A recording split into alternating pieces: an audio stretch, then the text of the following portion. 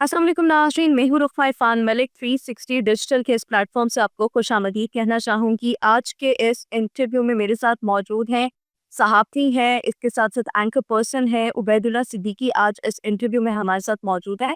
Ubaid, thank you so much for being with us. सबसे पहले तो मुल्क की मौजूदा सियासी सूरत-ए-हाल और रिसेंटली जो अलीमा खान की एक व्हाट्सएप चैट लीक हुई है, इस पर आपकी ज़ाती ओपिनियन क्या है? और आपको क्या लगता है पाकिस्तान तहरीक-ए-इंसाफ में जो इस वक़्त बहुत ज़्यादा धड़ेबंदी चल रही है, इससे पाकिस्तान तहरीक-ए-इंसाफ को खुद को कितना नुकसान हो रहा है? Thank you Rohma, thank you for inviting me. बुनियादी तौर पर जो अलीमा खान साहिबा की चैट है, उसमें आपको इमरान खान साहब की झलक मिलेगी। इमरान खान साहब, क्योंकि आपको याद होगा कि वो आजम खान साहब के साथ ऑडियो लीक हो या कुछ भी हो, तो he is very good at playing the cards. और वो कार्ड्स को डिज़ाइन करना और उनको फिर यूटिलाइज़ करना और फिर मैनिपुलेट करना उन बेचारे शरीफ ज़हनों को, जो उनके साथ एसोसिएटेड हैं या एफ़िलिएटेड हैं उनके वर्कर्स की सूरत में। तो अलीमा खान साहिबा बुनियादी तौर पर जो नैरेटिव बना रही हैं, या अलीमा खान साहिबा बुनियादी तौर पर जो गेम सेट कर रही हैं, स्टेज सेट कर रही हैं, उसमें ये तासुर बनाना और ये साबित करना कि इमरान खान के साथ ज़्यादती हो रही है और इमरान खान को जेल में सहूलतें नहीं मिल रहीं, उन्हें डेथ सेल में रखा हुआ है और दीगर जो उनका so on and so fourth जो भी मामला चलता है, ताकि खान जो है वो एक नेल्सन मंडेला बनकर पेश किए जाएँ और खान को ये बताया जाए कि देखो ना वो जेल से बाहर निकला, ना वो बीमार हुआ, ना वो निकाला गया, ना वो अमेरिका गया, ना यूरोप गया। वो जेल में रहा, उसने तमाम तर सोबतें बर्दाश्त की और वो एक हीरो है। ठीक है, बहुत सारे लोगों की नज़र में वो एक हीरो हो सकते हैं, लेकिन इसके लिए आपको अगर झूठे बयानिए का सहारा लेना पड़ रहा है, तो यकीनी तौर पर कहीं कोई गलती, कोई कोताही है। तो और इसमें सबसे मज़ेदार चीज़ आपको ये नज़र आएगी कि मुझे याद है शायद अज़मा बुखारी ने ये कहा था कि ये नंद और भाभी की लड़ाई है। तो ये नंद भाभी की लड़ाई भी आपको उसमें नज़र आ रही है। फिर भाभी की जो तर्जुमान है उससे भी लड़ाई है। फिर जनाब, हुँ। तो ये सारा जो बुनियादी तौर पर खान को विक्टिम बनाकर पेश करना है, क्योंकि और तो कुछ मिल नहीं रहा कि जिसके ज़रिए से बुनियादी तौर पर आप ये साबित करें कि गलतियाँ हुई हैं। जो रसीदें माँगते थे, वो रसीदें आज आपके पास खुद नहीं निकल पा रही हैं। वो तो भला हो जमाइमा खान साहिबा का कि उन्होंने उस वक़्त बंद बैंक से जो है वो रिकॉर्ड निकलवाया और सादिक और अमीन भी हो गए। सब साथ हों तो सब कुछ हँसी-खुशी निकल जाता है, तमाम मराहिल से आप पार हो जाते हैं, लेकिन जब सब साथ ना हो तो फिर मुश्किलात आपको आन लेती हैं। उन्हीं मुश्किलात का ये शिकार हैं। धड़ेबंदी से पाकिस्तान तहरीक-ए-इंसाफ को, क्योंकि पाकिस्तान तहरीक-ए-इंसाफ एक पार्टी से ज़्यादा इमरान खान है। पाकिस्तान तहरीक-ए-इंसाफ इमरान खान का नाम है और मैं अक्सर ये कहता हूँ, बहुत सारे लोगों को ये बुरा लगता है, लेकिन इट्स अ कल्ट फॉलोइंग। हमने कराची में इसको देखा अल्ताफ हुसैन की सूरत में, और मुल्कीर सूरत-ए-हाल में आप इमरान खान की सूरत देख सकते हैं। फ़ायदा तहरीक-ए-इंसाफ को तो नहीं हो रहा। बुनियादी तौर पर इस धड़ेबंदी का फ़ायदा उन तमाम ग्रुप्स को हो रहा है, चाहे वो अली अमीन गंडापुर की सूरत हो, चाहे वो सलमान अकरम राजा की सूरत हो, या जो भी आप नाम गिनते चले जाइए, कि ये अपने पर्सनल गेन के लिए, फैसल वाडा की बात है कि जी ये पर्सनल गेन के लिए बानी को अंदर रखना चाहते हैं। क्योंकि जब बानी बाहर आ हुँ। जाएगा, यानी इमरान खान बाहर आ जाएँगे, तो उनकी शख्सियत, इसमें देखें कोई दो राय नहीं है कि इमरान खान की शख्सियत जो है वो, उसका एक करिश्मा है, और वो एक प्लेयर हों या उसके बाद सियासत में आए हों, उसमें उनके उस सियासी करिश्मे को बढ़ाने में भी बड़े लोगों ने किरदार अदा किया। लेकिन ख़ैर, जब वो बाहर आ जाएँगे तो बाकी लोगों का करिश्मा या बाकी लोगों की जो अपीयरेंस है वो ज़ीरो हो जाती है। तो वो ये चाहते हैं कि सही। खान अंदर रहें और तब तक वो अपना जो पर्सनल गेन है पार्टी सतह पर या नेशनल पॉलिटिक्स में, वो हासिल करने की कोशिश कर लें। तो ये सारी लड़ाई है अंदरूनी। मुझे नहीं लगता कि इसमें इनको मेरे ख़्याल में मुशाहिदुल्लाह साहब ने ये कहा था मरहूम ने, कि इन्हें खुद ही करने दीजिए, ये खुद ही गिरेंगे। ज़रदारी साहब ने भी ये कहा था फ्लोर ऑफ द सही हाउस है। पे जब खान साहब की हुकूमत थी। तो इन्हें ये सब कुछ खुद ही करने दीजिए, इनके लिए कोई मेहनत करने की ज़रूरत नहीं है आपको कि ये किस तरह से फ्लॉप होंगे या फेल होंगे। सो इनको अपने ओन पे छोड़ दें। ये आपको खुद ही गिरते पड़ते नज़र आएँगे। तो ये बुनियादी तौर पर ये दीमक की तरह या जोंक की तरह से पार्टी को अंदर से पार्टी के अपने लोग खा रहे हैं और खराब कर रहे हैं, और इससे सबसे ज़्यादा नुकसान वर्कर का होगा, क्योंकि हमारा वर्कर ट्रक की बत्ती के पीछे लग जाता है। तो हुँ, वो हुँ, वर्कर हुँ। जिसने अपना सब कुछ दाँव पर लगा दिया, जो एक नारे की और एक तहरीक की आवाज़ पर इस्लामाबाद आ जाता है, इस्लामाबाद पर हमला कर देता है, या वो जो आप कह लीजिए 9 मई को वाक़यात करता है, ये नहीं देखता किसका घर है, किसका ऑफ़िस है, किसकी इमारत है, किसकी ज़ाती इमलाक है। तो ये उस वर्कर के साथ ज़्यादती है ना।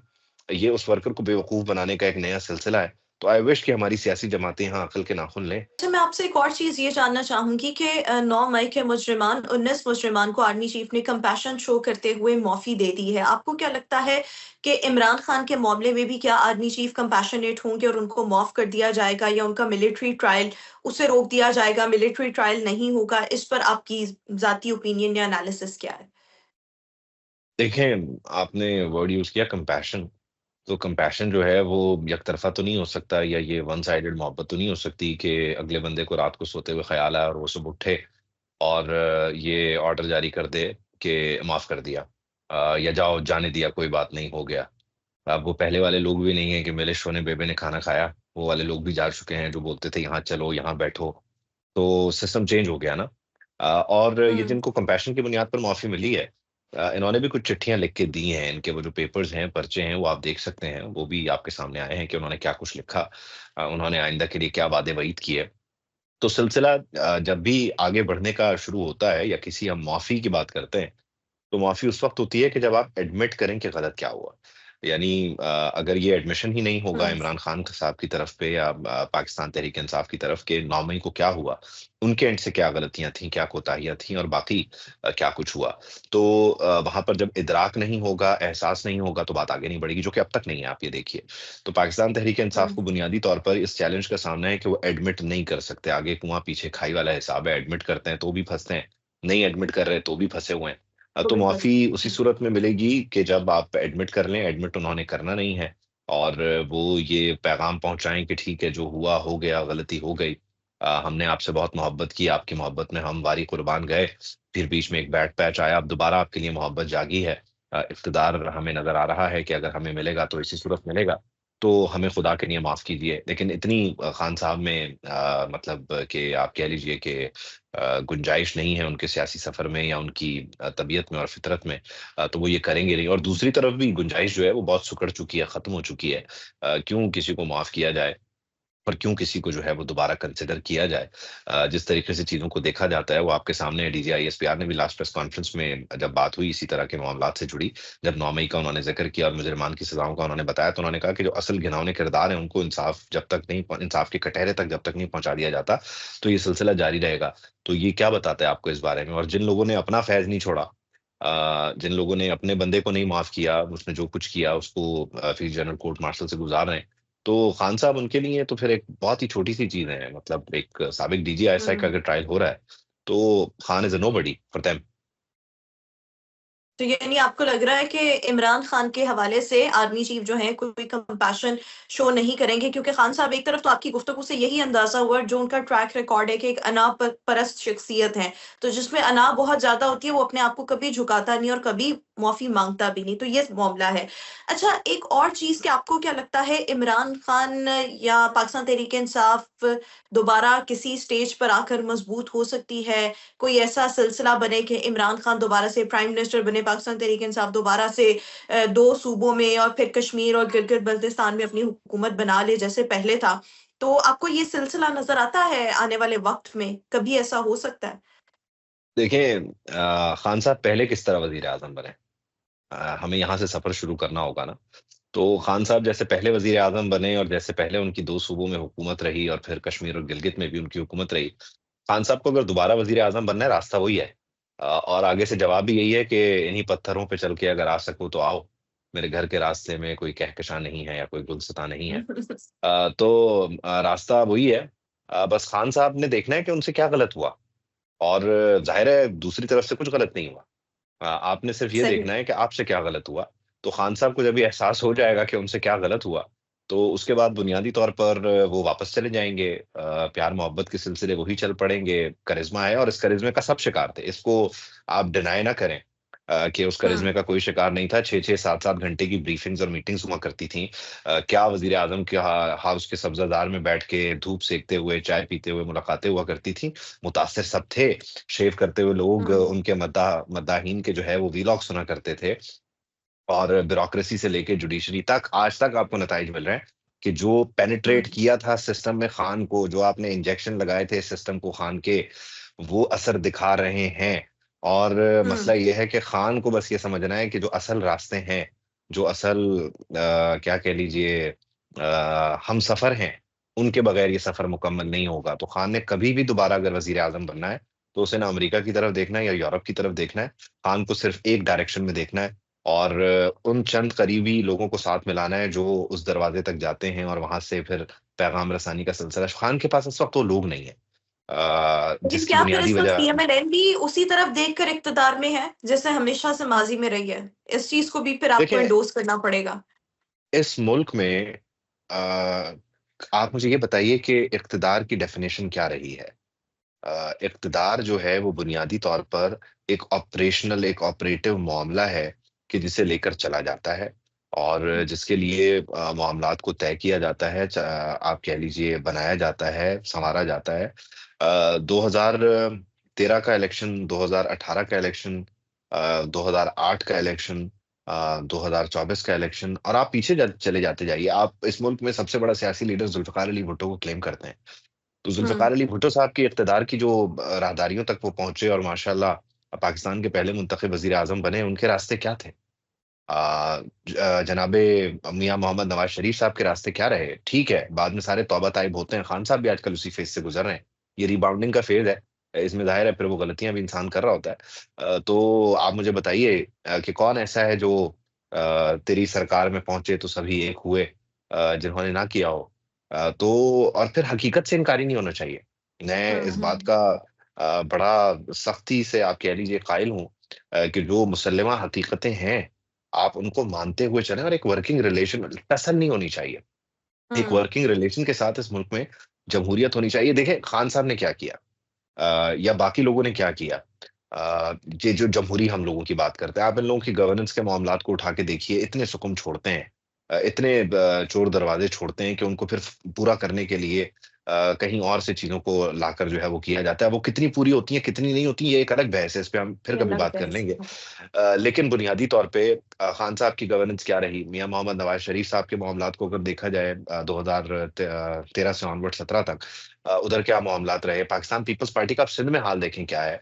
तो क्या कीजिए कि आप फिर मुसल्लमा हकीकतों के साथ मिलकर अपनी जो कोताहियाँ हैं, गलतियाँ हैं, उन पर पर्दा डालते हुए चलते रहते हैं और आपकी बुराई किसी को नज़र नहीं आती है। तो खान साहब से ये हुआ कि वो चलते-चलते रास्ता बदल गए, फिर उन्होंने चीख हुँ, मारना शुरू कर दिया। खान साहब के केस में एक चीज़ और जो मुझे लगता है कि जो पहले कभी नहीं हुआ, ज़ुल्फ़िकार अली भुट्टो साहब के साथ भी नहीं हुआ, वो ये हुआ हुँ, कि खान साहब को बेसिकली बनाया गया मसीहा। खान साहब को हुँ, बोला गया 2011 से ऑनवर्ड कि बस अब तुम ही हो।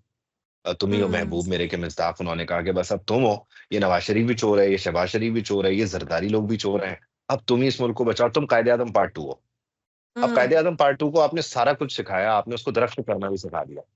अब जब वो दरख्त पे चढ़ना सीख गया, आपके पास बचा कुछ नहीं।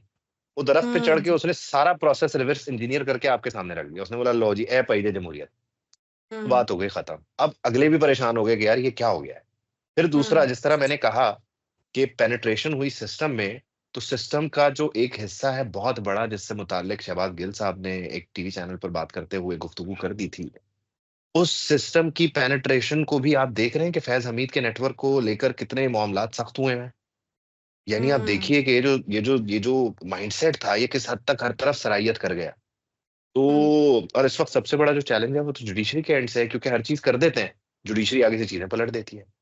पलट देती तो है। ये मसला ये है कि ये सराहियत कर गया है, आपने एक चीज़ को 2011 से ऑनवर्ड पका के 18 तक खिलाया है यूथ को, वो जवान बड़ा हो गया है, हुँ, उसको 2018 से ऑनवर्ड आपने हुकूमत दिखाई है खान की, इतने सालों की मेहनत को आपने 2-4 रातों में जब पलटा, जब चीज़ें उलट हो गई, नून लीग अचानक से जो चोर थे, जो लुटेरे थे, वो अगले दिन सुबह अदालतों से रिलीफ़ ले रहे थे, तो लोगों को हज़म ही नहीं हुआ, यानी डाइजेस्टिव सिस्टम के हुँ। लिए ये बड़ा मुश्किल था कि ये कैसे अब इसको जो है वो डाइजेस्ट करें और इसको जो है वो मानें। तो यहाँ पर आकर फिर सारे फँस गए। अब मसला ये है कि खान भी ज़रूरी है और खान के लिए वो भी ज़रूरी है। अब कोई विन-विन सिचुएशन बनाना पड़ेगी, बुशरा बीबी से बात हो रही है। देखें क्या और हाँ, खान को कंट्रोल करने का रास्ता बुशरा बीबी है वैसे ख़ैर, उसके अलावा कोई रास्ता नहीं है। अच्छा, यानी ये आप हाँ, मानते हैं? एक ये तो वो भी कुछ मानते हैं कुछ जो रोज़ पहले वो ये मुजीबुर तो रहमान शामी साहब से एक इंटरव्यू के दौरान उनका ये कहना था कि इमरान खान का जो हाल है, वो आज बुशरा बीबी की वजह से ही है। और आप फिर ये सोचिए हाँ, चलें शामी साहब उस्ताद आदमी हैं और माशाल्लाह मैंने तो उनसे बहुत सीखा है और अभी भी सीखते हैं। और हम उनकी सेहत के लिए दुआ करते हैं। शामी साहब जो बात कर रहे हैं वो बिल्कुल दुरुस्त कर रहे हैं। खान साहब को यहाँ हम्म। तक पहुँचाने में बुशरा बीबी का हाथ है, और हाँ। खान साहब की मंजी ठोकने में आगे भी बुशरा बीबी का ही हाथ होगा। क्योंकि खान हम्म। एक ऐसा शख्स था जो he was a Playboy, he had everything. आपने उसे फिर उस मतलब उस एक्सट्रीम से जब निकाला और फिर जब आप इस इंतहाई मज़हबी एक्सट्रीम पर लेकर आए, तो वो एक ऐसी खातून का जो कि ज़ाहिर है उनकी बीवी भी हैं, उनके वो सहर में मुब्तला हो गए। अब खान साहब जो हम्म। हैं वो बोलती हैं राइट देखो राइट है, लेफ्ट देखो लेफ्ट है, दिन है, रात है, वो खान साहब उस हिसाब से चलते हैं। तो एक एक्सट्रीमिस्ट को, एक इंतहाई एक्सट्रीमिस्ट को, नॉन रिलिजियस आदमी को जब आपने रिलिजन में कन्वर्ट किया तो उसका जो माई-बाप है, कर्ता-धर्ता है, वो खातून है जो उनकी बीवी भी हैं, जो उनकी उनकी असल मुर्शद है वो। तो आपने जो भी हम्म। करवाना है खान से, सही करवाना है या गलत करवाना है, आपने उसको जेल तक पहुँचा दिया, 9 मई हो गया, सारा कुछ हो गया। तो जिन्होंने भी जो कुछ भी करवाना है खान से, वो बुशरा बीबी के ज़रिए करवा रहे होंगे, करवाते आए होंगे और करवा लेंगे। मेरे ख़्याल में उन्हें भी पता है बुशरा करवा बीबी ले। कितनी काम की बंदी हैं। ठीक हो गया। अच्छा, पाकिस्तान तहरीक-ए-इंसाफ से जो इस वक़्त मुज़ाकरात हो रहे हैं, आपको क्या लगता है ये किसी बैरूनी दबाव की वज़ह से हो रहे हैं, अमेरिका के प्रेशर या किसी और मुल्क का कोई प्रेशर आ रहा है, या ये it's part of the game, normal हो रहे हैं? और इमरान मेरे खान ख़्याल से में मुलाकात क्यों किसी की नहीं करवाई जा रही? हाँ, खान साहब से देखें ना, फिर वही वाली बात है कि खान साहब से मुलाकात तो इसलिए नहीं हो रही कि जो लोग हैं वो नहीं चाहते कि खान इन सारे मामलात को ख़राब करे, या खान जो है वो इस सारी हुँ। सूरत-हाल को डिक्टेट करे, क्योंकि वो कहते हैं कि चौथी मुलाकात ना करना, अगर तीसरी मुलाकात में जुडिशल कमीशन की बात ना हो, तो जिसका ये रवैया हो, तो वो कितना सियासी आदमी है। तो ये दूसरा खान को लेकर एक्सेप्टेंस आप देख सकते हैं इन चीज़ों से कि मुलाकात ही नहीं हो रही। ज़ाहिर है मुलाकात करवाना हुँ। कोई महकमा दाखिला पंजाब के सेक्रेटरी का काम थोड़ी है, महकमा जेल खानाजात के सेक्रेटरी का काम थोड़ी है। ये तो उसके बस हुँ। से बहुत ऊपर की बात है।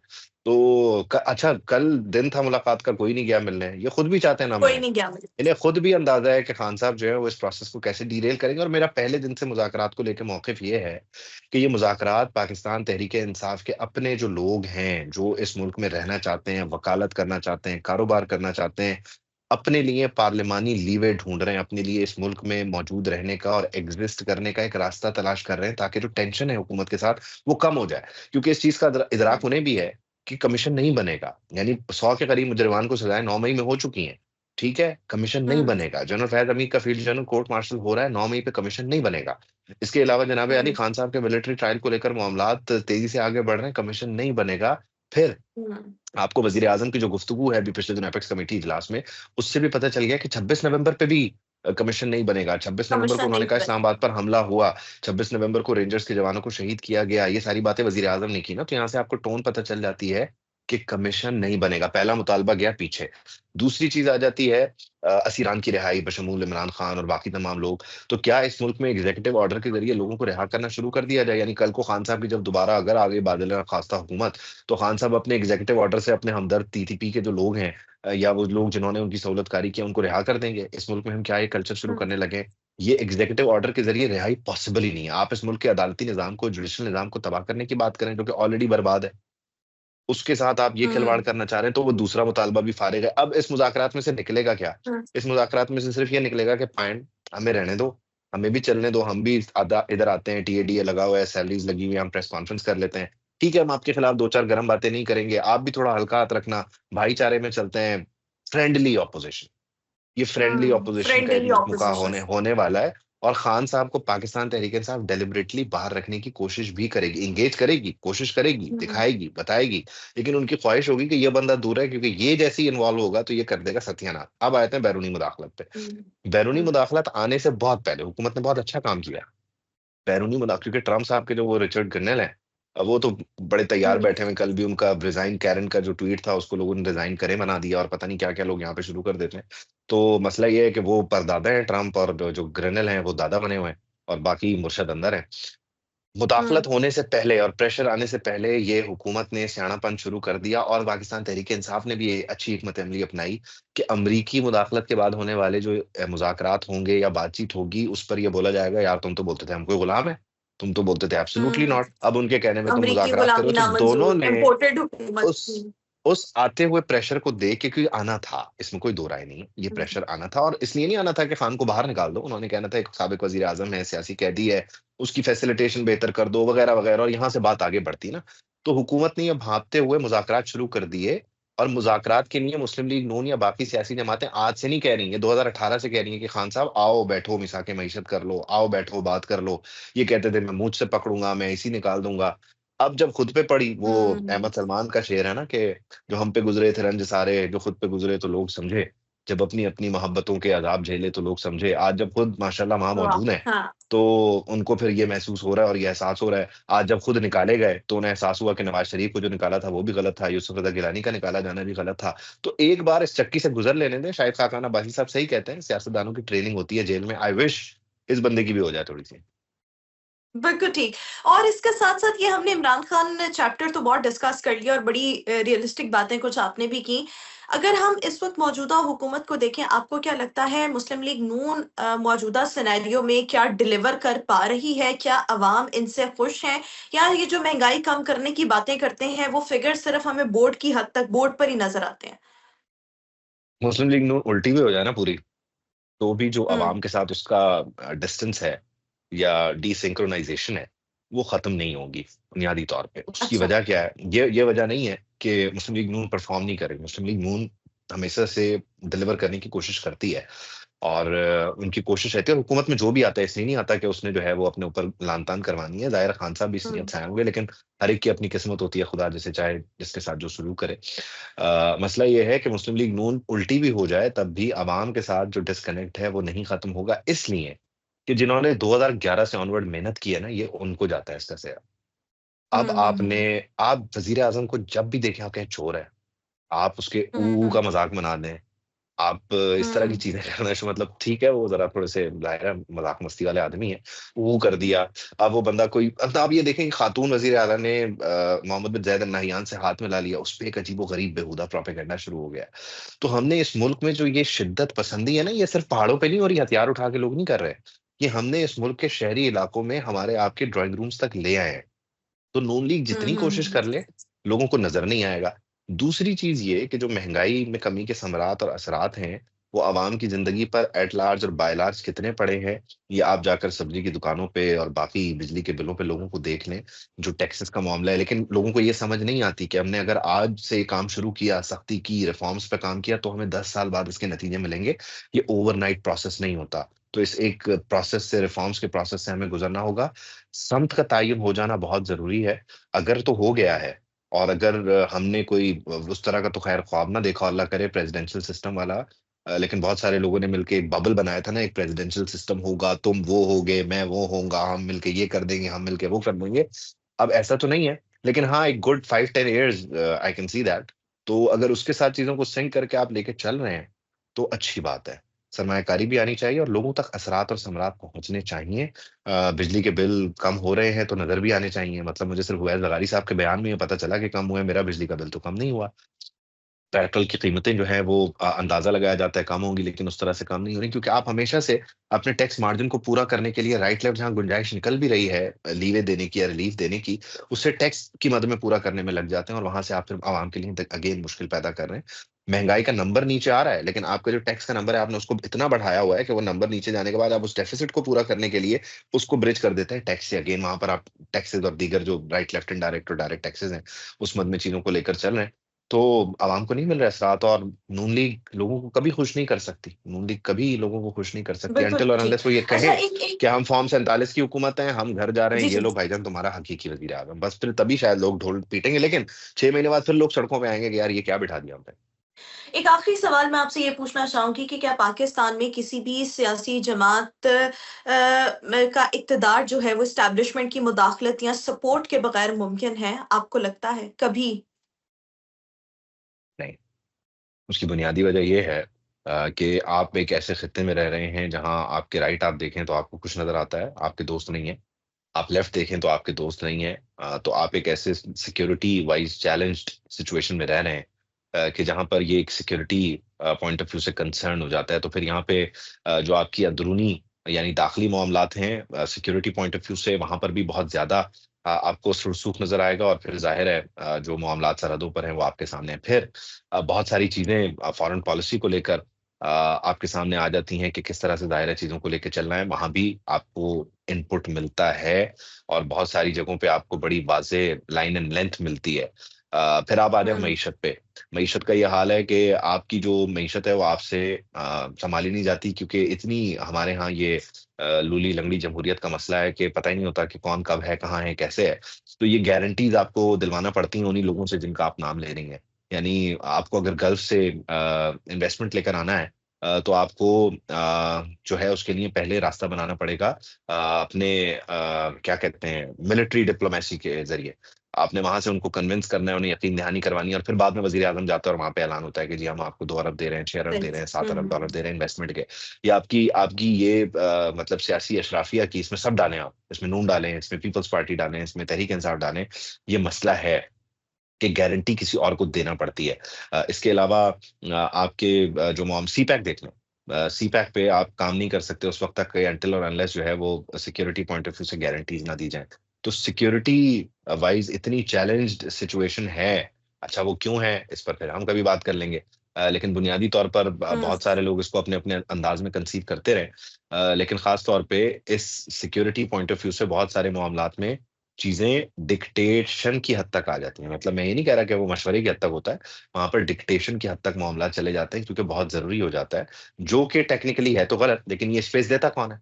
यानी खान की जमहूरियत जो 18 से ऑनवर्ड आई थी, उसमें ये चलता रहा सिलसिला, चलो ये खान चला रहा है सब कुछ, इस मुल्क में जमहूरियत आ गई है, वज़ीर-ए-आज़म है, अक़वाम मुत्तहिदा में कलमा पढ़ के धमकी दे दी और वगैरह-वगैरह। 9 मई हो जाने के बाद जो पॉलिटिकल स्पेस था, वो और श्रिंक हो गया। हुँ, आप ये हुँ। देखिए कि 9 मई हो जाने के बाद जो पॉलिटिकल स्पेस था वो इतना श्रिंक हुआ कि सियासी अशराफिया के पास जो अगर 60% आ गया था या 50% आ गया था शायद ही, वो होता-होता वापस दोबारा चला गया और वो लोग जिनका हिस्सा कम हो गया था, उन्हें दोबारा चीज़ों का कंट्रोल लेना पड़ा, चीज़ों को सँभालना पड़ा। मईशत का बेड़ा गर्क हो चुका था, फ़ॉरेन पॉलिसी का कबाड़ा हुआ हुआ था, मुल्क में आपने लाकर दहशतगर्दों को पनाह-गुज़ीन बना के ठहरा दिया था, रुकवा दिया था। तो सारी चीज़ों को फिर सँभालने के लिए दोबारा आ गए।